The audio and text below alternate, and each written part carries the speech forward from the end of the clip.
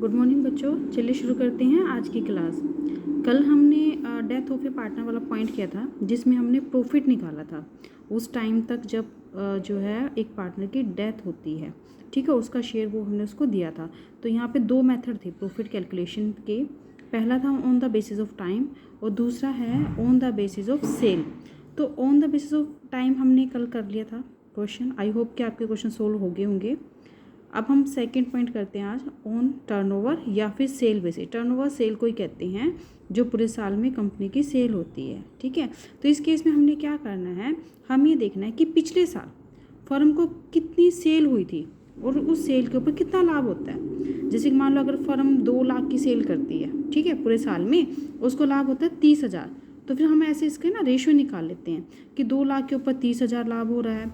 तो अब तक जब उस पार्टनर की डेथ होती है तब तक सेल कितनी है तो उसके ऊपर लाभ कितना होगा, ठीक है। हम ऐसे रेशियो निकाल लेते हैं जैसे कि आप मैथ में करते थे ना क्वेश्चन, रेशियो निकालने के, हम उसी तरह से इस क्वेश्चन को भी करेंगे। ए बी सी लाभों को 2-3-2-1 के अनुपात में बांटते हैं। 30 जून 2024 को सी की मृत्यु हो जाती है। कब होती है? 30 जून को, यानी कितने महीने बाद?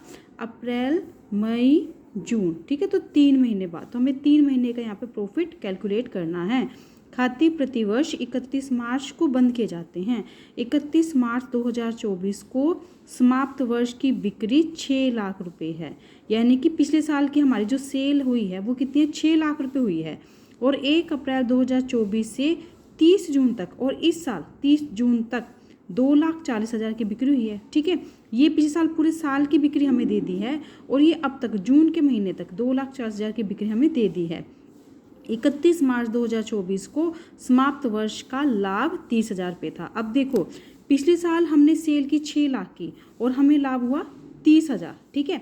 6 लाख पे लाभ हो रहा है 30,000। तो अब हमें निकालना है कि 2,40,000 पे कितना लाभ होना चाहिए, ठीक है। ये हम एक रेशियो जो है वो निकाल लेंगे। देखो क्वेश्चन को कि अगर सेल हमारी 6 लाख है तो लाभ कितना है? 30,000। और अगर सेल 1 होगी तो लाभ कितना होगा? 30,000 बटे 6 लाख। और अगर सेल हमारी 2,40,000 होती है तो लाभ कितना होगा? 30,000 बटे 6 लाख गुणा में 2,40,000। ऐसे हम लोग करते थे इक्वेशन वाले क्वेश्चन मैथ में, ठीक है। तो इसको काट के हमारा आंसर आ जाता है 12,000। तो यहाँ पे लाभ कितना आया? 12,000। और हमने किसका लाभ बताना है? मृतक साझेदार के हिस्से की गणना कीजिए। अब यहाँ पे किसकी? सी की मृत्यु हो जाती है तो सी का शेयर कितना है? 1/6। तो 12,000 का 1/6 करके हम उसका शेयर जो है वो निकाल लेंगे, ठीक है। आसान है ना क्वेश्चन। अब एक बार नेक्स्ट क्वेश्चन और देख लो। दिनेश, एना और Pranjal are partners in a firm sharing profit and loss in the ratio of 5:3:2। Their books are close on March 31 every year. हर साल 31 मार्च को बुक क्लोज होती हैं। अब यहाँ पे जो डेनिश है वो डेड हो जाता है 30 सितंबर को। कब डेड हुआ है? 30 सितंबर। तो यहाँ पे कितने महीने बाद ये इसकी डेथ हो रही है? अप्रैल, मई, जून, जुलाई, अगस्त और सितंबर, यानी कि 6 महीने बाद, ठीक है। तो यहाँ पे हमें लाभ कितना निकालना पड़ेगा? 6 महीने का।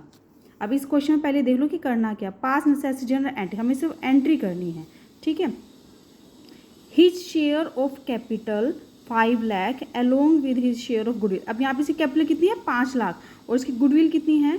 Total goodwill of the firm was 60,000। पूरे फर्म की गुडविल है 60,000।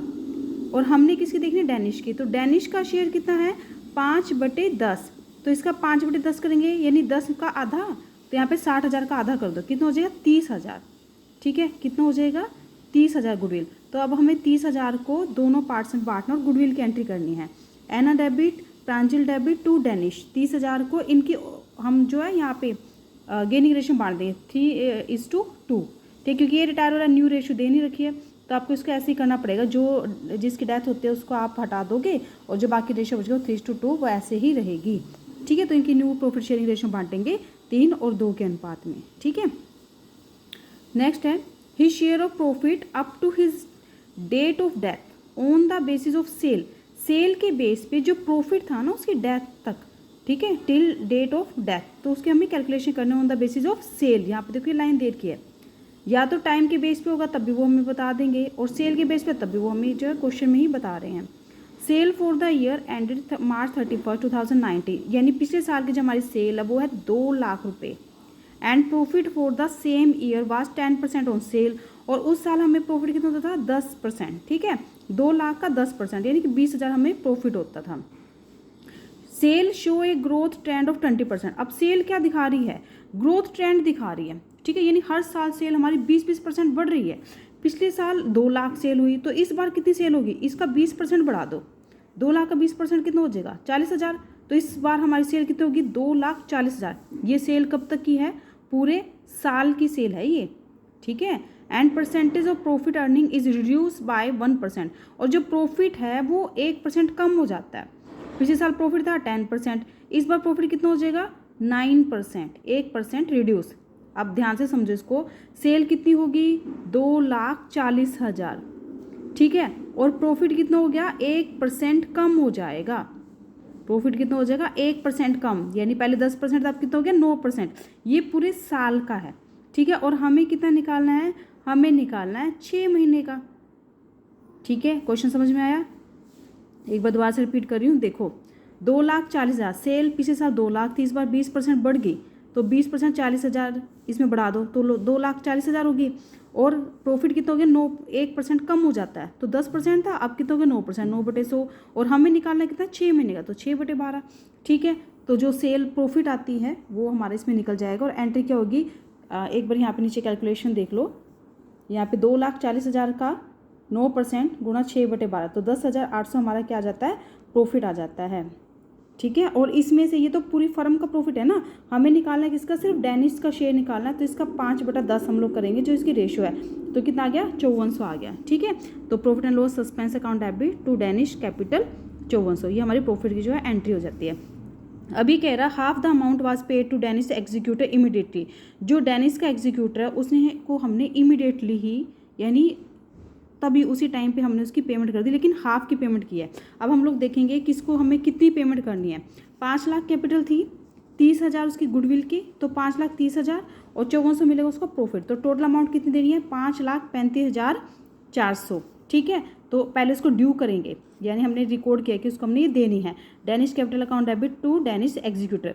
अब 5,35 का हाफ हमने उसको पेमेंट कर दी, तो Danish executor account debit to bank, bank जितने की पेमेंट की है आधे की पेमेंट कर दी, और टू जो बाकी आधा बचेगा वो क्या हो जाएगा उसका लोन हो जाएगा, ठीक है, to Danish executor loan account. Question समझ में आया। इसी के साथ आपके जो आगे है ना कोई भी नया पॉइंट नहीं है, आप ये सारे क्वेश्चन अपने आप कर सकते हो, इसमें कोई प्रॉब्लम नहीं आएगी, सारे पॉइंट हम लोग कर चुके हैं, ठीक है। तो कोई भी आगे जो है नया पॉइंट हमने नहीं दे रखा है। तो इसके साथ ही बेटा आपका ये चैप्टर कंप्लीट होता है। उम्मीद करती हूँ कि आप साथ के साथ जो है वो काम कर रहे हो, ठीक है। और जो क्वेश्चन नहीं निकलता वो आपने मेरे से पूछ लेने हैं, ओके।